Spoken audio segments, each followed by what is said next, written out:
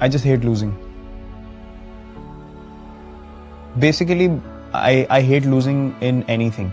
That is how a sportsman is made up. But the most important thing for me, I don't want to walk out and say, maybe I could have done this. I don't want any maybes, I don't want any what ifs. When I step onto that field, it's a privilege, it's an honor for me.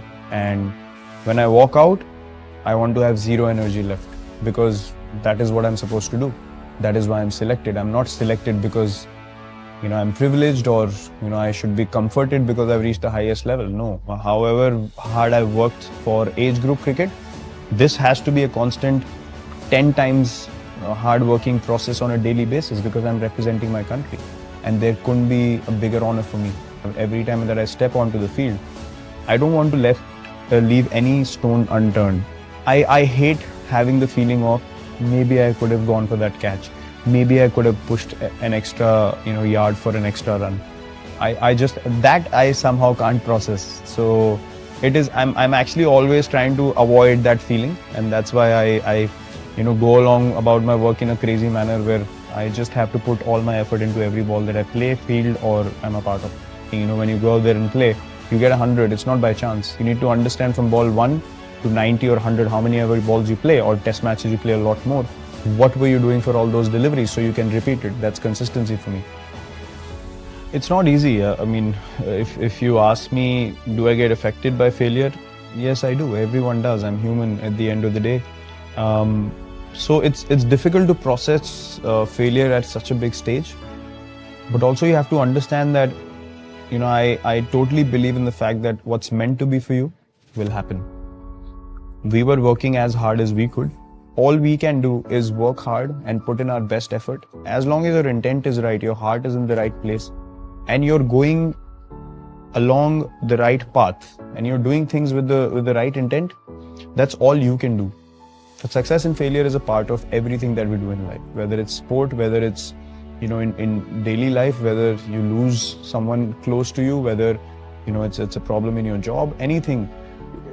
It is the truth of life, and you need to be able to accept both with grace. That's the thing that I've learned. You can't go gung-ho when you succeed. You can't say, oh, I'm the king of the world, or we are invincible now. And when you fail, you can't beat yourself down so much that you can't get up again. So I think you need to feel the hurt. You need to feel, where could I have done things differently? I think failure is a great way or a great opportunity to analyze what went wrong and to improve on those mistakes, because at the end of the day, cricket is all about that. When you make a mistake while batting, you want to improve it the next time you walk out to play. Or if you play a false shot and you haven't gotten out, you want to improve it the next ball. And I think life is all about that. It's about making mistakes on a regular basis, but having the courage and the acceptance and the clarity to say, okay, I have made a mistake. I'm not going to be egoistic about it. I'm going to lay it down, understand what happened, improve on it, and walk forward. We want to give our best effort possible, but if you focus on things which are only based on success and numbers and results, I don't think you can enjoy the process. And we as a team, we play so well because we enjoy the process. We enjoy being in difficult situations and coming out on top. Basically, what we are doing on a daily basis is competing with ourselves.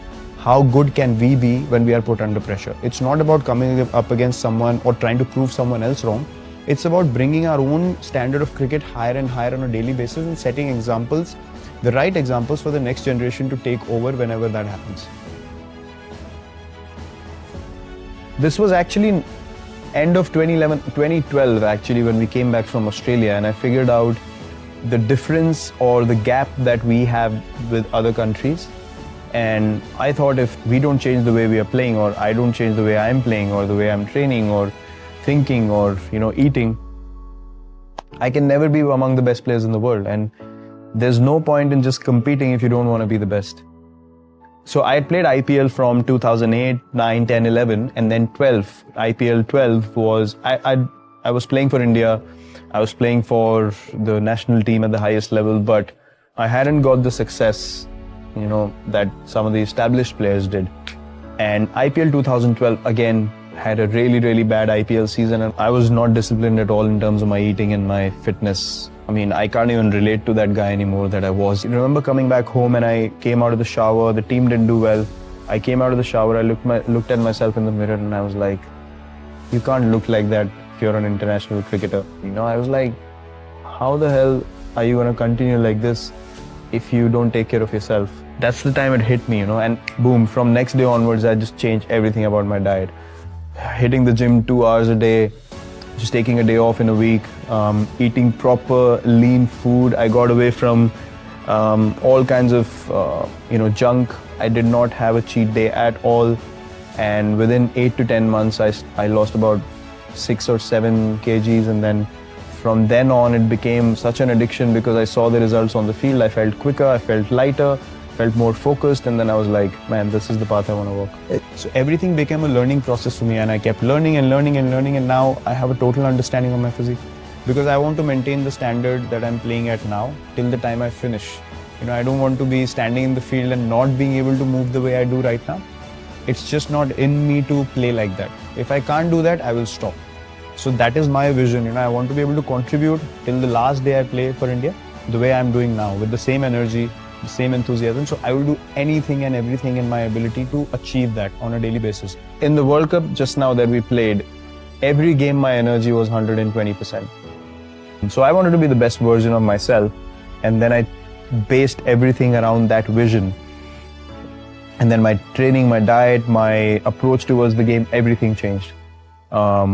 And I know that I wasn't the most skilled sports person when I came in, but the only thing that's been constant is working hard on myself and my game. And that was the time I realized, well, if the Indian team has to be the best team in the world, we need to go ahead in a certain manner. I didn't feel that, when I walked into play, there was any kind of fear or respect in the opposition's corner. So I felt like I don't want to walk into the field thinking, or the opposition thinking, oh, this is just a pushover. Don't worry about this guy. He's going to do no damage to us. And he's just playing just like another player in the team and stuff. I wanted to make an impact. I knew that I have the ability to make my team win. And I wanted to be that version of myself where if I walk in, I wanted teams to think like, we need to get this guy out or else we're going to lose the game.